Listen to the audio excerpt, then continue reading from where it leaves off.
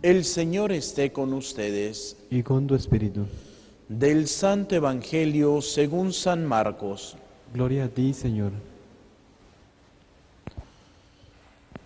En aquel tiempo, los escribas que habían venido de Jerusalén decían acerca de Jesús: este hombre está poseído por Satanás, príncipe de los demonios, y por eso los echa fuera.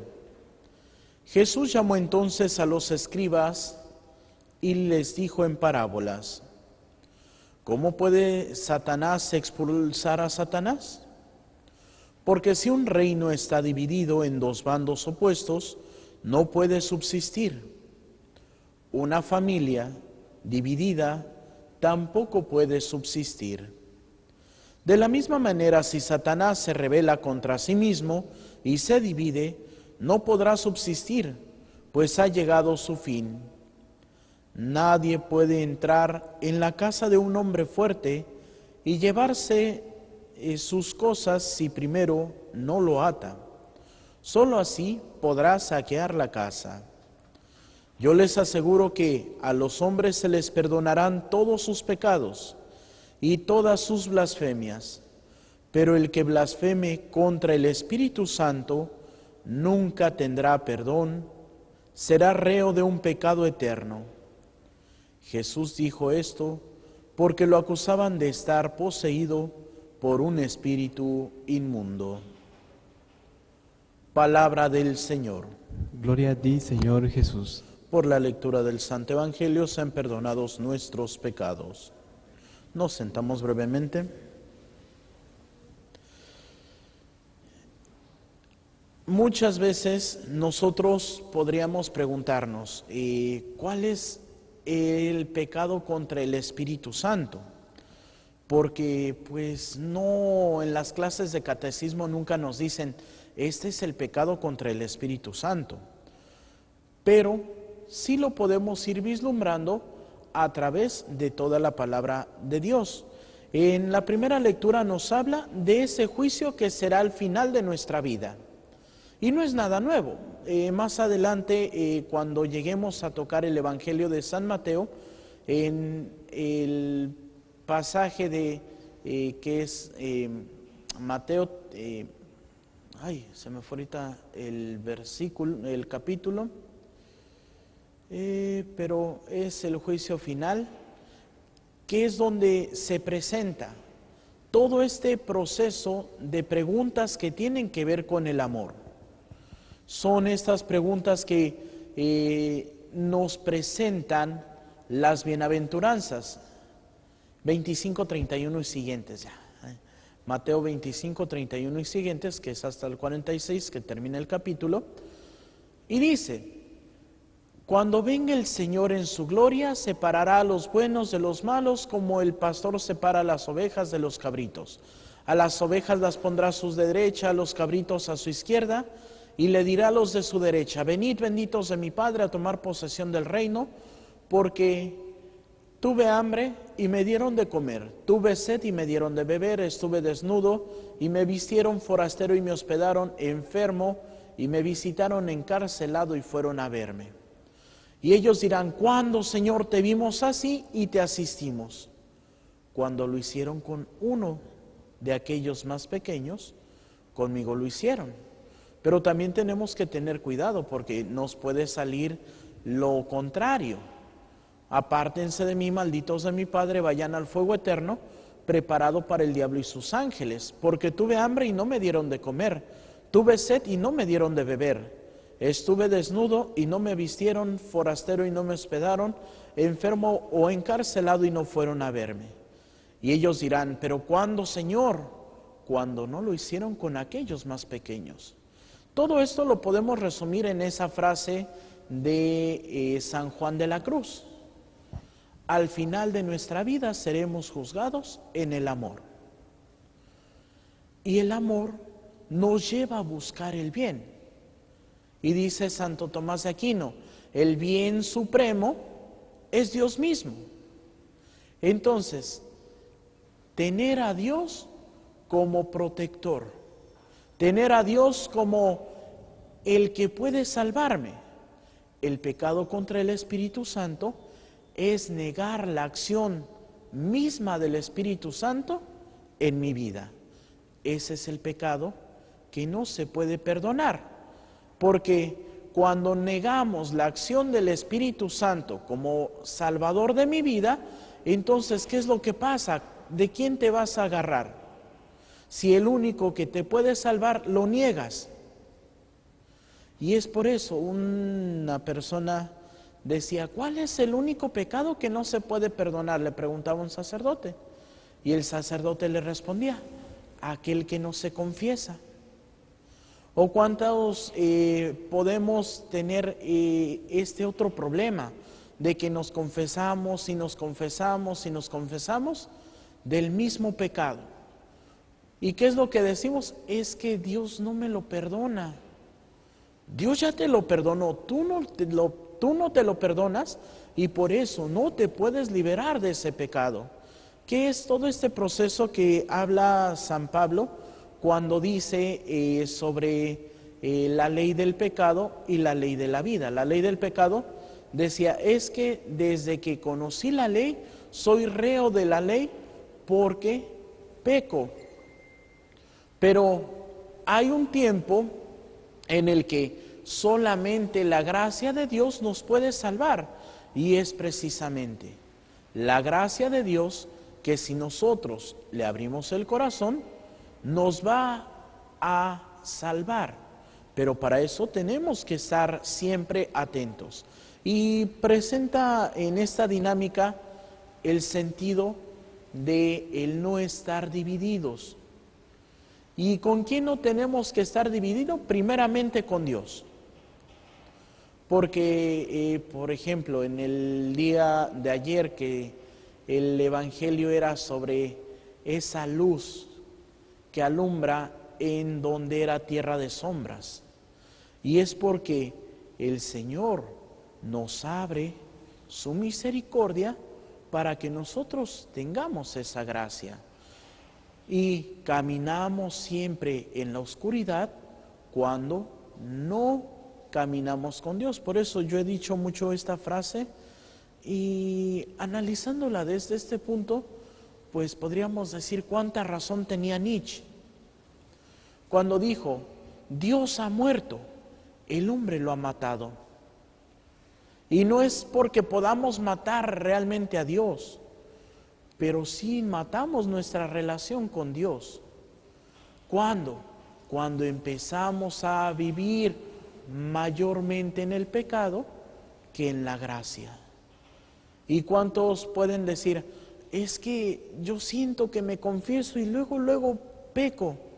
Y es porque no tenemos esa fuerza del Espíritu Santo porque no la pedimos. El sentido que el Señor nos invita es pedir el Espíritu Santo para que podamos vivir conforme a la ley de Dios. Porque si decimos somos cristianos, pero no hacemos lo que Cristo dice, entonces no estamos siendo auténticamente cristianos y estamos dividiendo. O cuántas veces nos quedamos más en la persona. Es que yo no voy a misa porque el padre me trató muy mal. O es que yo ya no creo en la iglesia católica porque fui y esa monja me hizo. Entonces, nuestra fe se está basando en las personas. Ciertamente, tenemos que ser todos, desde nuestro bautismo, testigos de Dios. Los sacerdotes, los religiosos, las religiosas, seminaristas y todos los que trabajan en un ministerio en la iglesia, tendríamos que ser los que más demos testimonio, pero a veces también nosotros fallamos. En esta entrevista hecha al país, al Papa Francisco decía, es que todavía soy muy pecador. Y si eso dice el Papa, imagínense cuánto más nosotros. Pero esto no es una justificación para decir, pues es que pues todos pecamos. No, sino es, ¿cómo estás tú en este proceso para llegar al reino de los cielos? O cuánto estamos nosotros divididos internamente, de que en la iglesia hay sí mucho golpe de pecho, santo, santo, santo, pero saliendo estamos peleados con todo mundo. Entonces, estamos escuchando la palabra, pero no la estamos poniendo en práctica. ¿Cuántas veces venimos a la iglesia y estamos pidiendo por todo mundo? Y en nuestra propia familia tenemos a aquel hermano que no le hablo por un problema, que a veces ya hasta se nos olvidó por qué, y estamos peleados. Entonces no estamos siendo auténticos cristianos. Y puede ser el peligro. Todo reino dividido contra sí mismo va al fracaso. Nosotros podemos sentirnos los mayores santos, pero si no practicamos lo que nos dice el Señor, vamos derechito, pero no al cielo, al infierno, por no vivir el plan de Dios, por no confiar en su infinita misericordia. Porque la misericordia de Dios no es decir, ay, es que el Señor al final me va a decir, no te apures por todo lo que hiciste, al cabo yo te perdono. Dios no es un Dios barco. Dios es misericordioso hasta el último segundo de nuestra vida. Empezando el primer segundo de nuestra muerte, hablando en términos coloquiales, se acabó la misericordia, porque entonces vendrá el juicio. Por eso Santiago dice, habrá un juicio sin misericordia para aquel que no practicó la misericordia. Porque también dice el Señor, la caridad es la que borra infinidad de pecados. Porque muchas veces hacemos cosas que no están bien y no nos damos cuenta. No serán pecados mortales, pero sí pecados veniales, que cuando nosotros abrimos el corazón para estar con el otro, se nos perdonan.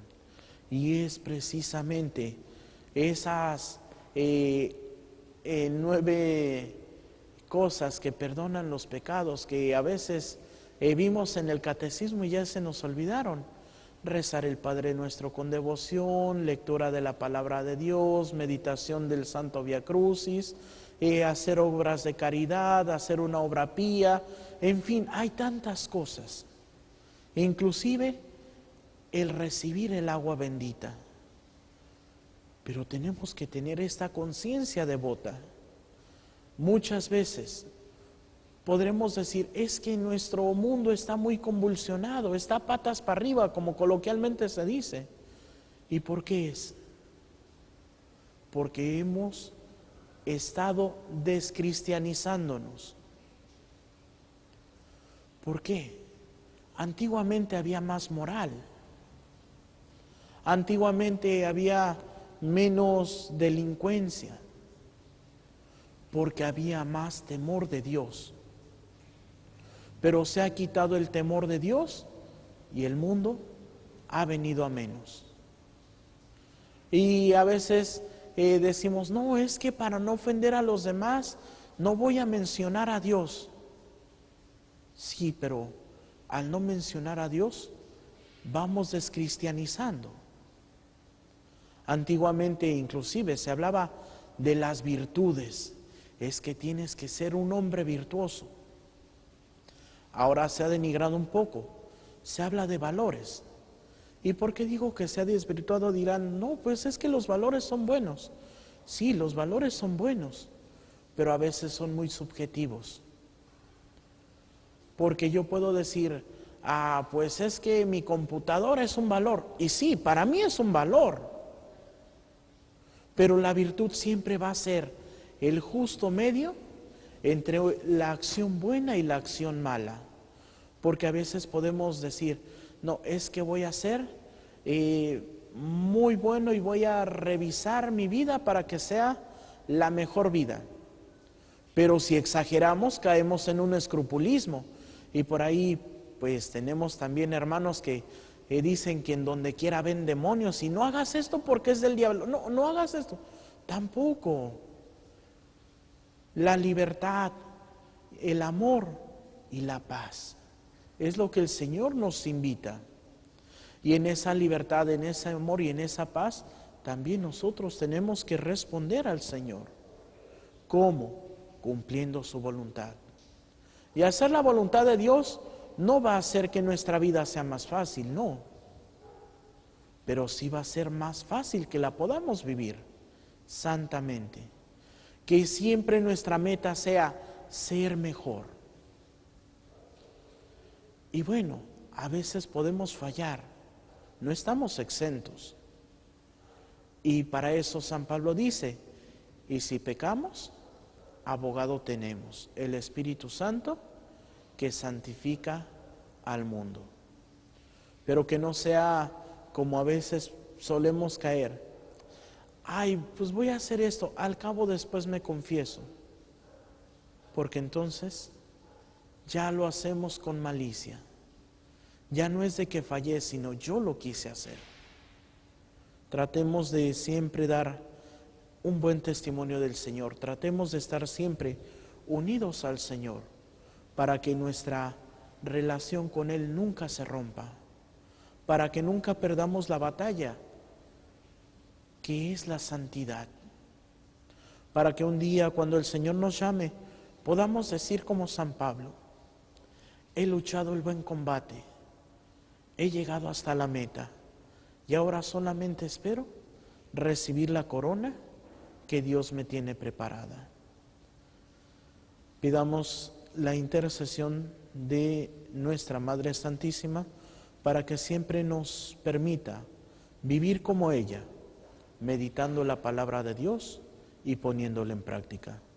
Que así sea, para gloria de Dios Padre, Hijo y Espíritu Santo. Nos ponemos de pie y hacemos nuestra oración de Padre Carlos de Foucault.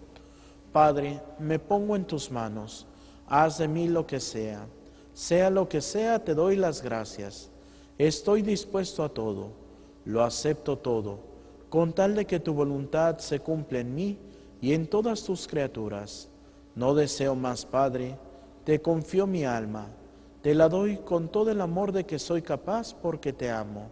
Y necesito darme a ti, ponerme en tus manos, sin limitación, sin medida, con una confianza infinita, porque tú, Señor, eres mi Padre.